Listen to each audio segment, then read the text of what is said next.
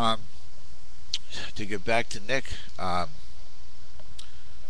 the similarity between what I'm saying, because every once in a while I talk about the priority use of the money supply. That's part of the philosophy that I have with regard to it's our money system. Okay, is the priority use of the money supply. Um, that's as close as I can come to having said anything about everybody gets a raise. Okay, now when I try to think about everybody gets a raise, I think it was like if everybody was working, that and everybody gets a raise.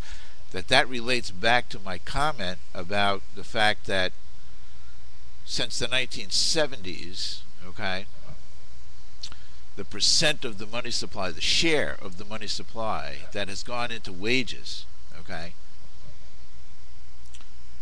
has been reduced. That is to say, it used to be for a long time, up through the 70s, well into the 70s, was a relationship where a good part of the money supply went into wages.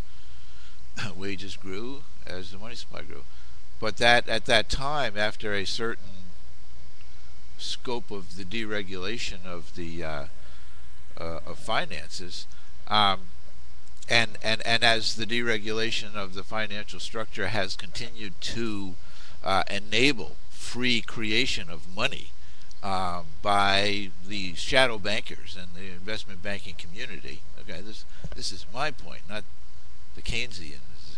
Okay, that that we've suffered, that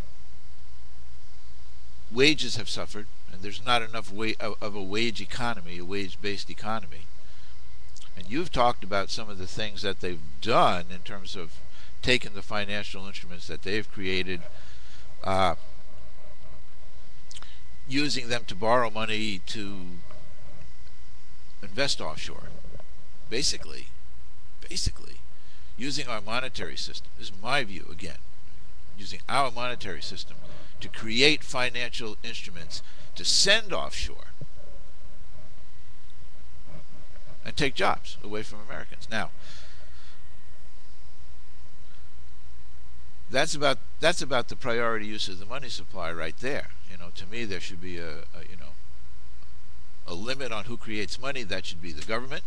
Okay, that everything else is trust of real money. That is to say that it's not leveraged money. Okay, the only time that any leveraging should take place is when the risk of that leveraging can remain exactly wherever it's taking place. Okay, and by that, what do I mean? The difference between what we have now, where the financial system of the country, okay, and from that the economy of the country has come crashing down by virtue of the risks and the financial instruments, the fallacies of the financial instruments that they were able to create.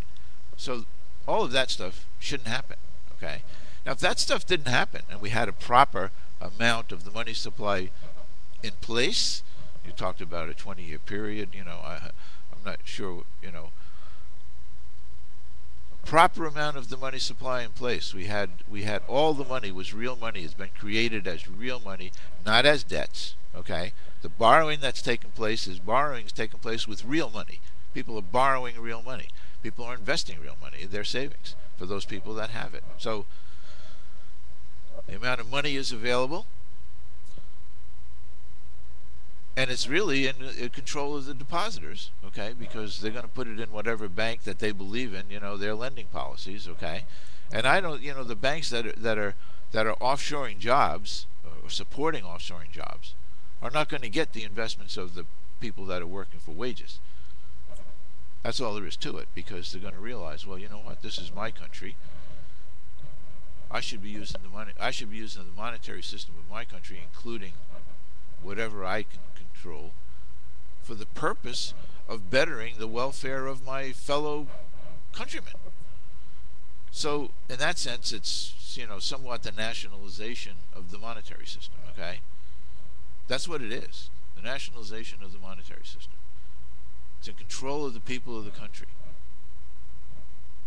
Now, that concept of going back to the point where the growth in the wages, and wages were a major part of the money supply, and a constant, constantly growing part of the money supply, what would be the impact of that? The answer is that there would be more money that would be available to pay for things among the wage earners. That would be the answer. Okay, that's what I'm proposing, and it doesn't have anything to do with Keynesianism or the deficit spenders and the Krugmans of the world. It doesn't have anything to do with them. I only say that they're right because they have the right objective, because they recognize that a shortage of money in the money supply, reduction in the money supply, creates unnecessary burdens on the welfare of the people. They're unnecessary burdens, is what they are. So they want to manage the money supply to have an adequate money supply. They want to do it with deficits, and it's not necessary to do it with deficits. And that's my issue. My issue isn't that everybody gets a raise. To me, wages, ought to be set, by what is going on out there in the world, in the real world. It's not something to me that government should set, except for a minimum wage. The minimum wage basically, says that that's the lowest standard of living that we're going to tolerate in this country for anybody who's a productive citizen working and, or whatever they're doing, however they're spending their time. And that's achievable. That's readily achievable. You just got to take that stuff from the top that Gary's always going after and, bring it down and give it to the people. And the way that it got to the top, because Gary doesn't realize it, okay, is that gap. The Marxists, the Marxist economists of the day clearly, identify that as being the point at which labor lost its ability to be a player. I don't want to be a player, be a partner. Be kind of an equal partner in how the world was developing. I'm not for that, okay? But they're the ones that have identified it as being causal. But the fact of it, all the economists agree about that, okay? So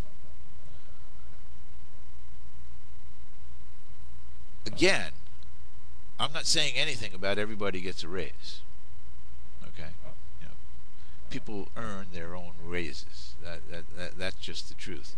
Now, the fact that to me that should be happening because of the association with the growth in the money supply in the 21st year, I think, of your analysis there, 21st year, the growth of the money supply, that more of that money supply is going to go to wages. How do you do that? Well, you limit all those options that they have for creating all that stuff out there. That's part of the part of the re-regulation. Now we're in the re-regulation cycle of the deregulation, re-regulations, a business cycle of capitalism, and that's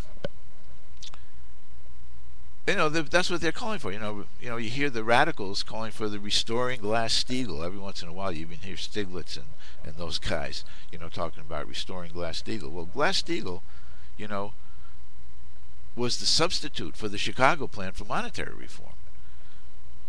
So, I want to reform the money system. And the economy and the wages and all that stuff that economists, I'm not an economist, I never studied economics except as a hobby. So I'm not saying anything about wages, about how wages go up. What I'm saying is that the money supply, controlling the use of the money supply should be that more of it goes to wages. And the way that you do that is you limit the ability of creating money that goes into financialization of the economy.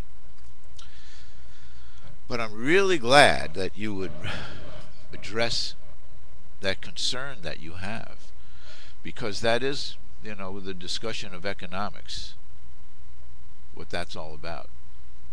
So thanks, Nick.